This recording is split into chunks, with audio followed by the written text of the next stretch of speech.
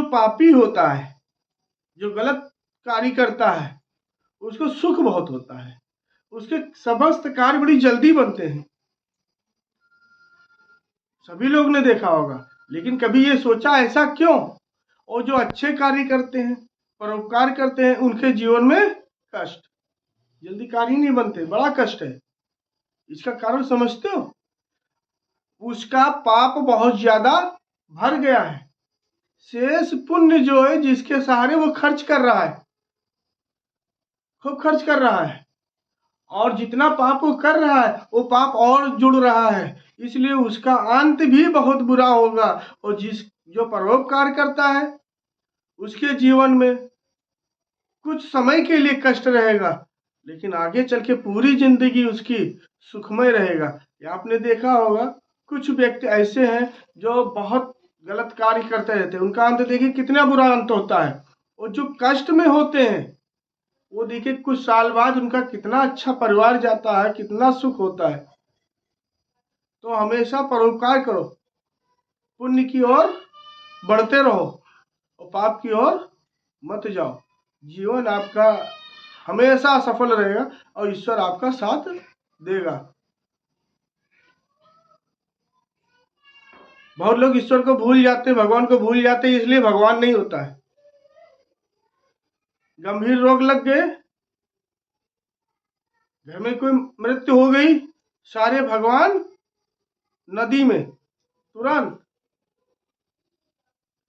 कभी ये सोचा कि ये घटित क्यों हुआ? आपने सीधे आरोप लगाया कि भगवान बेकार है, भगवान नहीं होते हैं। अगर भगवान नहीं होते ना तो हवा कैसे? अगर भगवान नहीं होते हैं तो 9 महीना जिंदा कैसे? ईश्वर के साथ रहिए, हमेशा साथ देते हैं। आप जैसा कर्म करते हो उस अकॉर्डिंग आपको फल मिलता है। जिसके साथ जो करके आए हो उसी अकॉर्डिंग आपको, उसी हिसाब से आपको फल मिलता है। फल मिलने का मतलब उसी हिसाब से माँ बाप मिलते हैं, उसी हिसाब से बच्चे मिलते हैं, उसी हिसाब से रिश्तेदार मिलते हैं।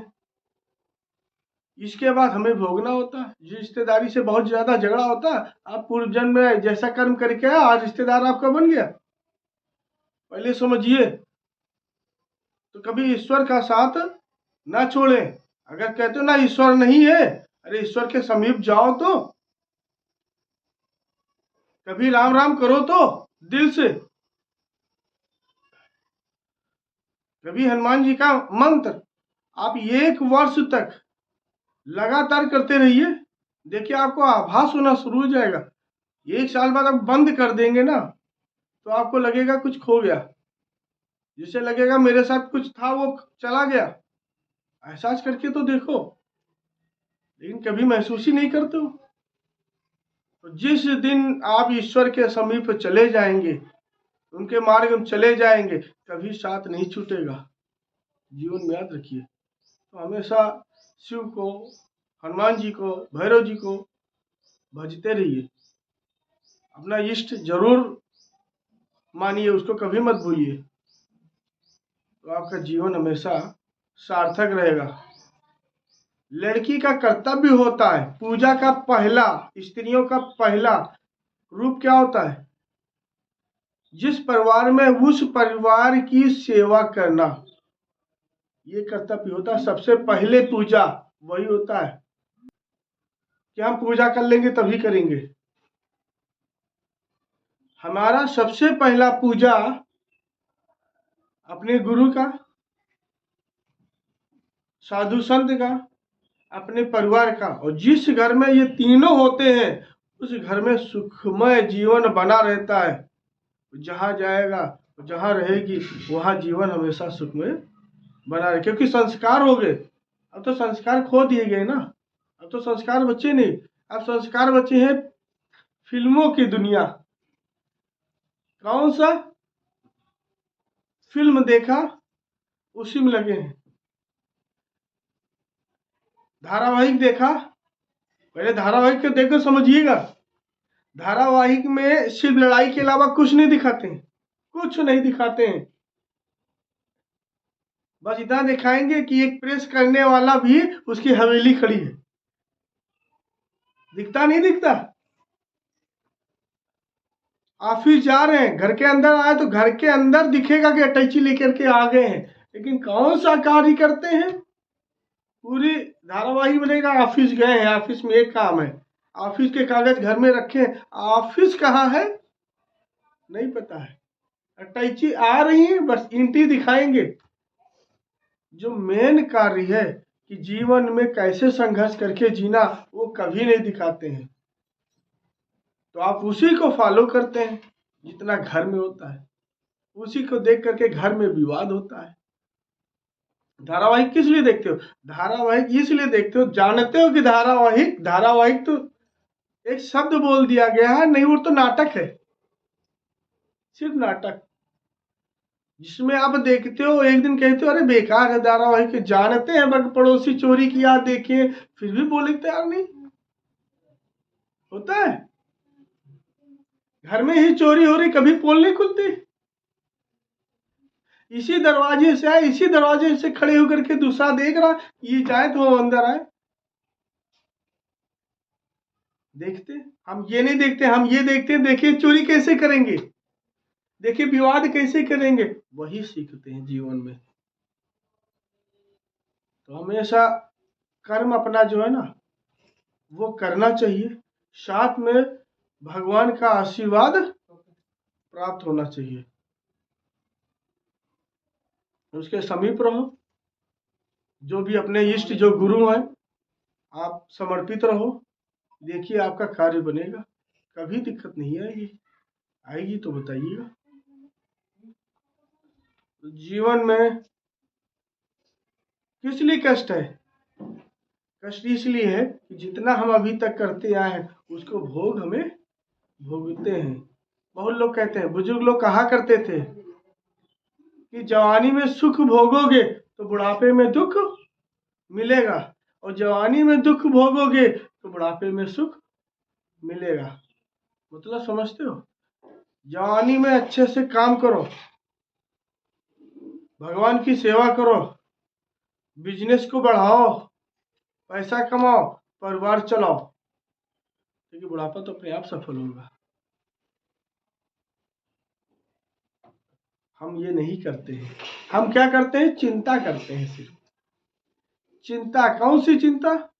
बच्चे हो गए तो बच्चे नहीं सुधर रहे, बच्चे हो गए बच्चे दारू पी रहे हैं, बच्चे हो गए तो मेरे सुनते ही नहीं, लड़ाई करते हैं, झगड़ा करते हैं।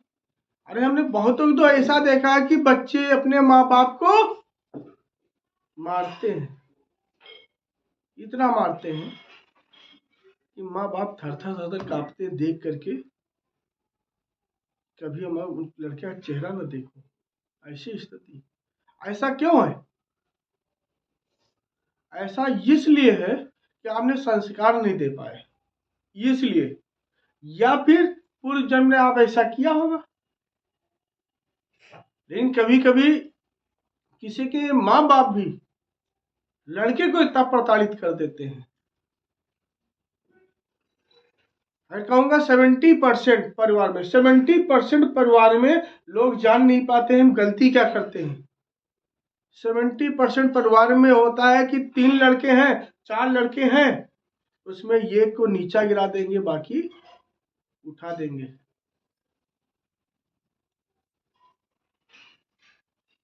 किस लिए?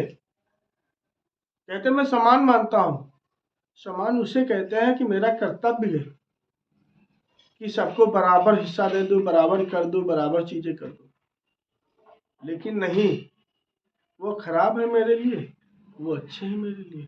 इसके बाद अंत में पता चलता, अंत में,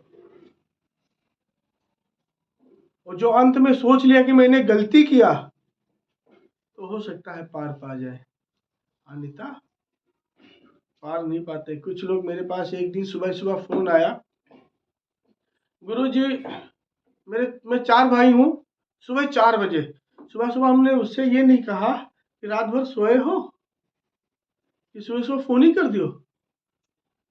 कहा गुरुजी माँ बाप मेरे पास है, पिताजी को सब पाइप पड़े हैं, लैट्रीन बाथरूम कराना, खिलाना पिलाना, सफाई करना सब मैं ही करता हूँ, और मेरे माँ बाप बाकी भाई को चुरा चुरा के दे रहे। सुबह का सुबह था तो मैंने कहा कि दरबार आइए। मुझे पता था कि दरबार आते तो शायद कुछ गनीमत होता, लेकिन दरबार नहीं आए। झगड़ा किया, घर में झमक के झगड़ा हुआ, नहीं आए। अगले दिन हमारे यहाँ आते कि गुरुजी हम नहीं आए हैं, और हमारे घर में झगड़ा बहुत हुआ। लेडीज बैठी थी, हमने कहा किस लिए झगड़ा हुआ, तो बोला वही बात दोहराया कि सब उनको दे दिया। तो किसने झगड़ा किया, कहीं भाई लोग ने। तत्काल मैंने उस लेडीज से कहा कि भाई लोगों ने किया कि रात भर का जो गुस्सा सुबह होते हुए आप पे उड़ना शुरू किया। सबसे पहले किसने शुरू किया, तो कहा गुरुजी हम ही से शुरू हुए। तो हमने क्यों किया, क्या नहीं मिला, तो कहा कि गुरुजी जो खेत है वो भाई को दे रहे हैं, और घर जो है हमें दे रहे हैं, और कहते घर में भी नहीं दूंगा। तो हमने जिस घर में रहे थे वो तो नहीं ले रहे, कहे नहीं वो घर नहीं ले रहे। तो हम कहते तो काहे की चिंता है, तो कहीं चिंता ये कह रहे हैं कि जिस घर में रहे हो वो आधा हिस्सा उमा बांटो, वो आधी खेती आपको देंगे। तो हमने गलती कहाँ है, कहाँ गलती हमें बताओ। गलती इसलिए है जितने में मिल जाए सुख अनुभव करो। किसी का पा करके कुछ नहीं हो सकता है। कुछ ऐसे पेशेंट, ये पेशेंट मेरे पास आते हैं, गुरुजी भाई सब बहन को लिख दिया।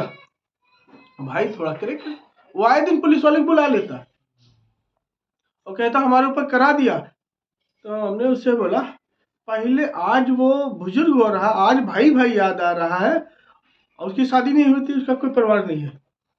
तब तो बहुत उल्टा सीध बोलते थे, गाली देते थे, मारते थे, भगा देते थे, खाना नहीं देते थे। ऐसे बोला तो नहीं कुछ बोले, कुछ नहीं बोले। कहीं ना आप आए खिलाएंगे पिलाएंगे, हम कहें ना तो खिलाओ पिलाओगे, क्योंकि जायदाद नहीं जानी चाहिए। हम एक बात जरूर सबसे कहना चाहूंगा, मेहनत की जायदाद जरूर लेना, ठीक है, मेहनत की जायदाद जरूर लेना, लेकिन बेकार की जायदाद कभी ना लेना। पूछोगे नहीं क्यों, जितने लोग बेकार की जायदाद लिए हैं वो अपने जीवन में शायद खुशी हो, दुख के अलावा सुख नहीं है। खाने को घर में अटता नहीं है, अट भी गया तो लड़के बच्चे नहीं सही हैं, बड़ी स्थिति खराब होती है, इतनी कि पूछो मत। हम ये कथा बीच में सुना ही रहे थे, एक लोग ने कहा इसी जगह बैठे, गुरुजी मान लीजिए कि हम उसकी सेवा किए हों और मामा हो और उनके कोई ना हो और किसी को दे दे तो हम कहते तुम पाए हो ना, तभी तो पूछ रहे हो कि कैसे उड़ू इससे। कहीं हाँ मामा के जगह पाए वहीं रह रहे हैं।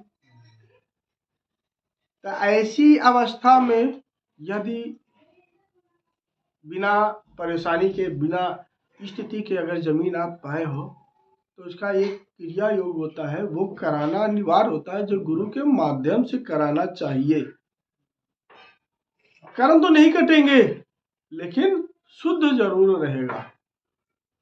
लेकिन लालच हो जाता है कि 10 बीघा में से 5 बिस्वा जाना नहीं चाहिए, फ्री का मिल जाने के बावजूद नहीं जाना चाहिए।